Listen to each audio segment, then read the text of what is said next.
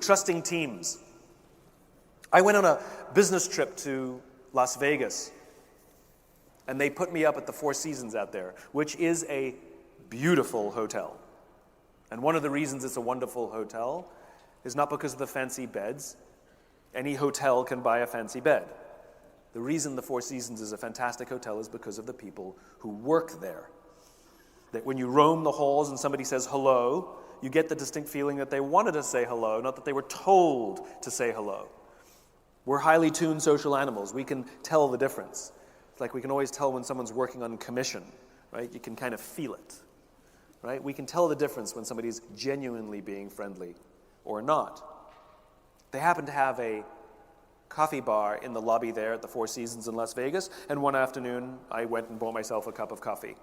And there was a barista working that day named Noah. Noah was funny and engaging, charming. I spent far too long standing there buying my cup of coffee because I just so enjoyed talking to Noah. So, as is my nature, I asked Noah a question. I said, "Do you like your job?" And without skipping a beat, Noah said, "I love my job." Now, in my line of business, that's significant because like is rational. I like the people I work with, I like the job, I like the challenge, I get paid well, I like my job. Love is emotional. It's a higher order connection. Do you love your wife? I like her a lot, right? There's a difference.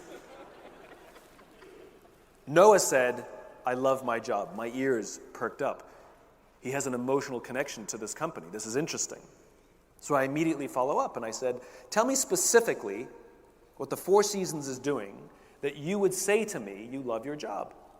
Without skipping a beat, Noah said that throughout the day, managers will walk past him and ask him how he's doing, ask him if there's anything that he needs to do his job better. Not just his manager, any manager.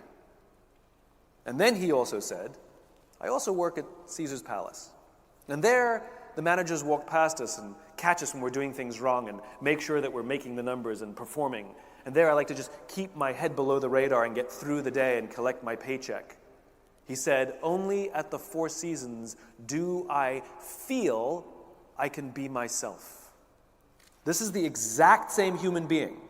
And yet the customer service experience that we would have meeting him at one hotel or the other will be profoundly different, not because of the person, but because of the leaders, because of the leadership environment in which he's been asked to work.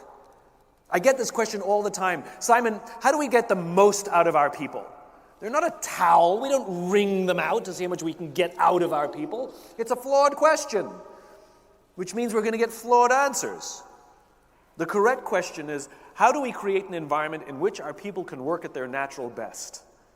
And the answers will be profoundly different. If you do not have trusting teams, what you do have is a group of people who show up to work every single day lying, hiding, and faking. Remember, a trusting team is when people feel safe. It's a trusting team is when people feel they can be vulnerable amongst their own. They can raise their hand and say, "I made a mistake." Or, "You've promoted me to a position where I don't really know what to do. I think I need more training." Or, "I'm having troubles at home and it's affecting my work." Or, "I'm scared." Or, "I need help." Without any fear of humiliation, without any fear of retribution. In fact, they say these things with confidence that their leader, their boss, their colleagues will rush to them to support them. If you do not have trusting teams, what you have is a group of people who show up to work every day who will hide mistakes for fear of getting in trouble. They will not admit that you promoted them to a position and they actually have no clue what they're doing. They're going to just keep faking it. They would never tell you that they're suffering undue stress because of something that's happening at home and that it's affecting their work. They're not going to tell you that they're scared, and they're definitely not going to ask for help for fear that they'll find themselves on some short list for the next round of redundancies. And eventually, cracks will show up, and eventually the organization will break. Not because of the people, but because of the leaders leading those people. We know what this looks like in the extreme. I'm sure you all remember a couple of years ago, United Airlines had an incident where they dragged a paying customer off their aircraft with a broken nose, broken teeth, and a concussion. I feel sorry for every single member of that crew because 100% of them knew that that was the wrong thing to do, but none of them spoke up. None of them intervened because they feared getting in trouble more than doing the right thing. They did not work on trusting teams. This was not an anomaly. This was a steady build over the course of years that eventually culminated in an event like that. I was witness to a scene that played out years before with United Airlines that gave a flag that something was wrong. A scene played out in front of me as I was preparing to board a plane where one of the passengers attempted to board the aircraft before their group number was called, which, as you all know, is a serious crime. And that is exactly how the gate agent treated this passenger. "Step aside, sir. I haven't called your group yet. Please step aside and wait till I call your group," is how she talked to a paying customer. And so I spoke up. I said, "Why do you have to talk to us that way? Why can't you talk to us like we're human beings?" And she looked me in the eye and said, "Sir, if I don't follow the rules, I could get in trouble or lose my job." What she revealed to me is that she does not feel safe in her own organization. Her leaders do not trust her to do the job for which she's been trained to do. And guess who suffers? Company, customer, and her. The reason we love flying Virgin Atlantic, for example, is not because they have some magical formula to hire all the best people. It's because the people who work there feel safe in their own jobs. They feel trusted to do the job for which they've been trained to do. And guess who benefits? Customer, company, and the people who work there. It is a leader's responsibility to set an environment. Leadership is not about being in charge. Leadership is about taking care of those in your charge. Leaders are not responsible for the results. They're responsible for the people who are responsible for the results. And if you get the environment right, you get people like Noah. If you get the environment wrong, you get people like Noah. It's not the people, it's the leaders. Almost always when there are performance issues, almost always when there are customer service issues, it's so rarely the people. Yes, we have anomalies, of course. But if on balance you find that there's issues, it's almost always the leadership and the leadership environment, and usually it's the lack of trusting teams. The job of leadership is to create trusting teams, and if you want to play in the infinite game, you must have trusting teams. One of the worst things about trusting teams is how you build them, because they're not traditional in the sense that we set a target, we're going to build our teams of trust, and we set out to build them. It's more of a practice. It's like getting into shape. It's like going to the gym. Yes, you want to get into shape. Unfortunately, you can't go to the gym for 9 hours and get into shape. It won't work. But if you commit yourself to go to the gym every single day for 20 minutes, 100% you'll get into shape. "Simon, how long is it going to take me to get into shape?" "I don't know." And that's the problem. Some will respond quickly and some will respond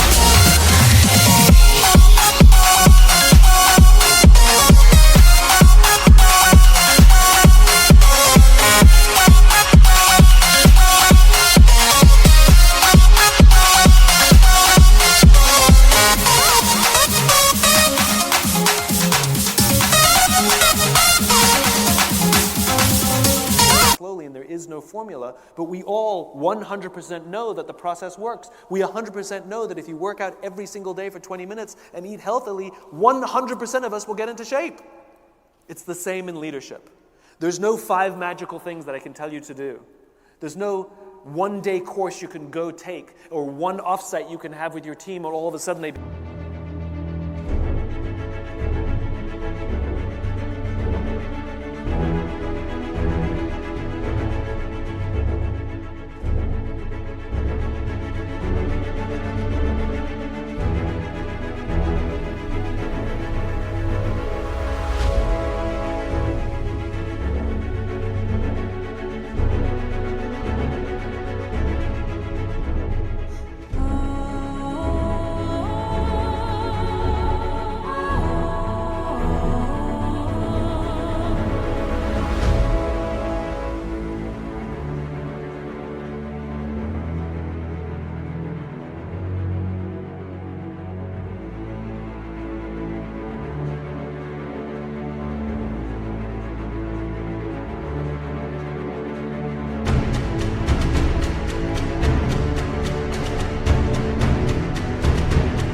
trusting teams.